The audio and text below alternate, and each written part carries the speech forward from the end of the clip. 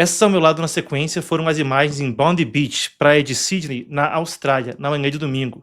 O que aconteceu você ouve na sequência de uma testemunha que esteve por ali. Two active shooters who were down here in Bondi.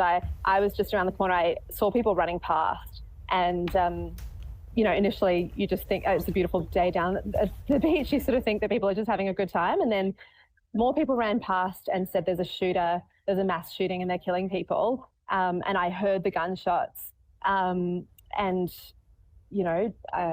mean, it's just behind me. Like, I think that these scenes have unfortunately become no longer unprecedented in Bondi after the Bondi Junction attack and now this.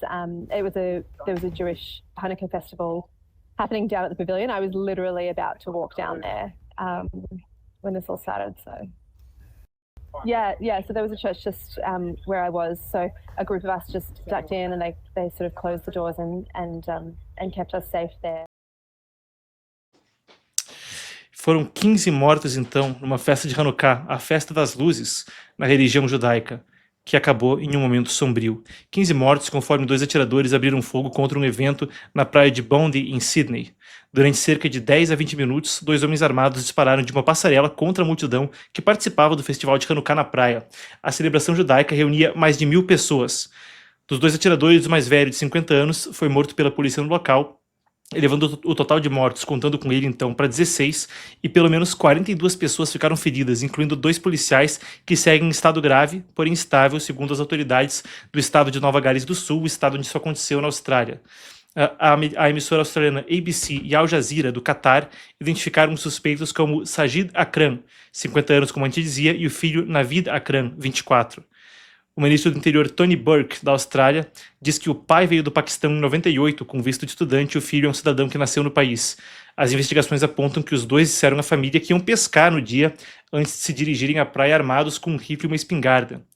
2 bandeiras do Estado Islâmico, grupo terrorista então do Iraque e da Síria, foram encontradas no veículo que eles usaram para chegar até a praia, segundo a emissora ABC.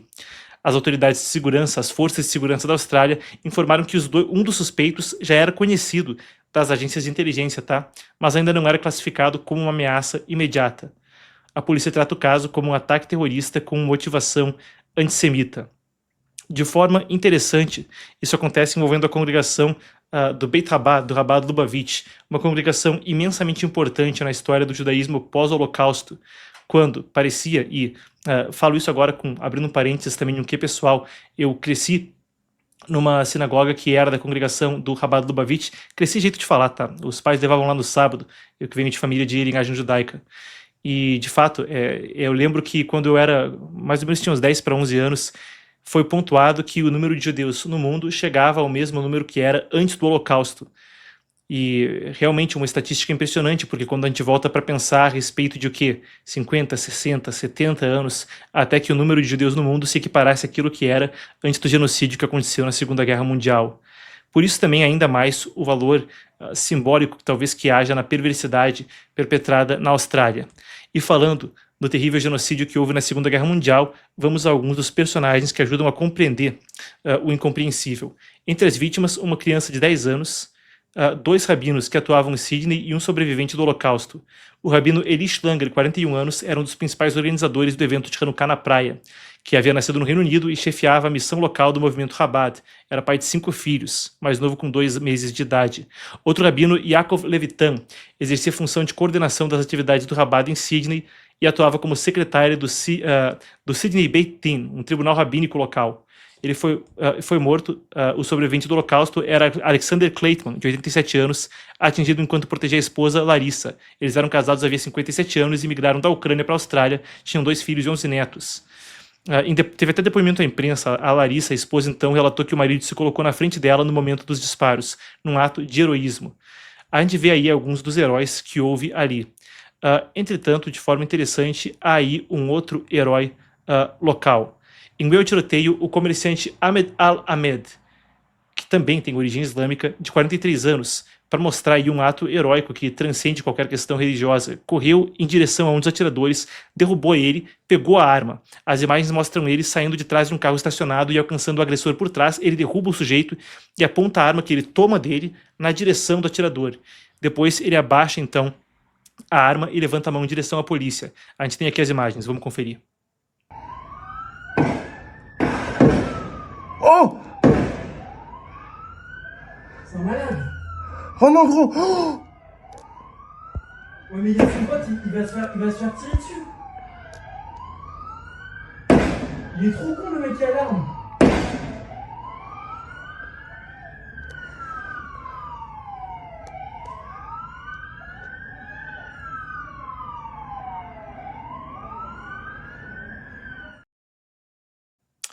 Tá aí, então, um ato absolutamente heróico, então, de Ahmed Al-Ahmed. Nesse meio, tá, ele foi atingido no braço e na mão, passou por uma cirurgia, mas está se recuperando e é celebrado como herói pela imprensa local, como tem que ser.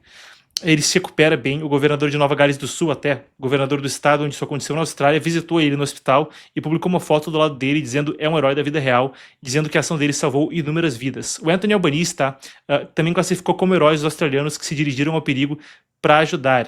Teve até uma campanha que carregou mais de 800 mil dólares não australianos, americanos, para ajudar na recuperação dele, incluindo a doação de quase 68 mil dólares do bilionário americano Bill Ackman.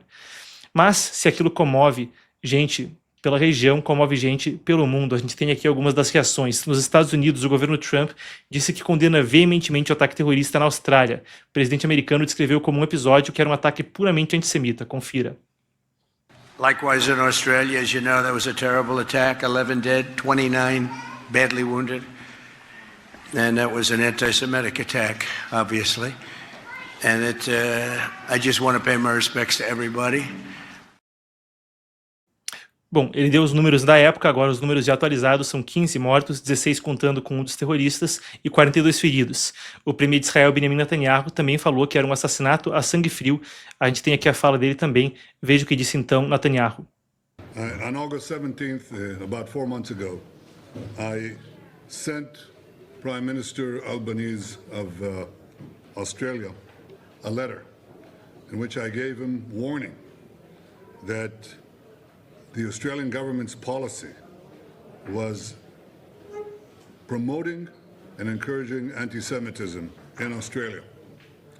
Instead, Prime Minister, you replaced weakness with weakness and appeasement with more appeasement. Your government did nothing to stop the spread of anti-Semitism in Australia. You did nothing to curb the cancer cells that were growing inside your country. You took no action, you let the disease spread, and the result is the horrific attacks on Jews we saw today.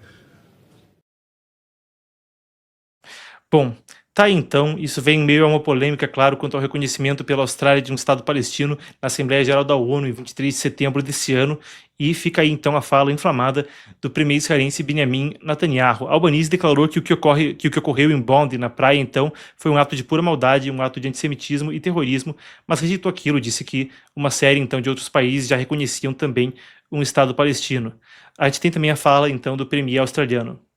What we saw yesterday was an act of pure evil, an act of terror, an act of anti-Semitism, an attack on the first day of Hanukkah targeted at the Jewish community, a dark day in Australia's history on what should have been a day of light. A gente tem também aqui a nota do Itamaraty, que também se manifestou a respeito do assunto, dizendo que o governo tomou conhecimento com consternação do atentado e expressava solidariedade às famílias das vítimas e ao governo australiano, dizendo que afirmava enérgico repúdio, aspas, então, por Itamaraty agora, a todo ato de terrorismo e a quaisquer manifestações de antissemitismo, ódio e intolerância religiosa. Vale a pena a gente ir, então, desse incidente para o quadro mais amplo de um crescimento no antissemitismo, algo que deve ser discutido. O atentado em Bondi se insere em um quadro de aumento de registro de ataques e ameaças contra os judeus, não só na Austrália, mas no mundo todo, tá? Vamos começar, então, com a Austrália desde 7 de outubro de 2023, quando houve o ataque do Hamas. As fontes, a produção deixou aqui do meu lado e vocês já estão vendo elas. Um relatório do Conselho Executivo da Comunidade Judaica da Austrália, ECAJ, Executive Council of the Australian Jewish Community, então ECAJ, por isso a sigla em inglês. Entre 2013 e 2022, o total anual de incidentes antijudaicos ficava entre 190 e 495 casos, que claro já não é pouco, mas depois de 7 de outubro os números saltaram. No período reportado como 2024 foram 2.062 ocorrências. Em 2025, 1.654, quase 3 vezes a média da década anterior. Também em 2025, 24 episódios de agressão física, 33 casos de vandalismo, 621 casos de abuso verbal, 238 mensagens hostis e por aí vai. 1.654 registros.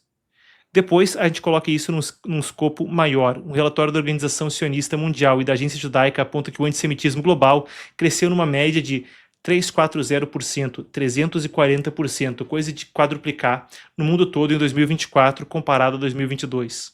Os números mais fortes incluem o seguinte: Canadá, aumento de 562%, Reino Unido, 450%, França, 350%, Estados Unidos, 288%, Austrália, 387%, dobrando, triplicando, quintuplicando, África do Sul também, tá? 185%, quase triplicando. As palavras do relatório são ondas de retórica antissemita nas redes sociais.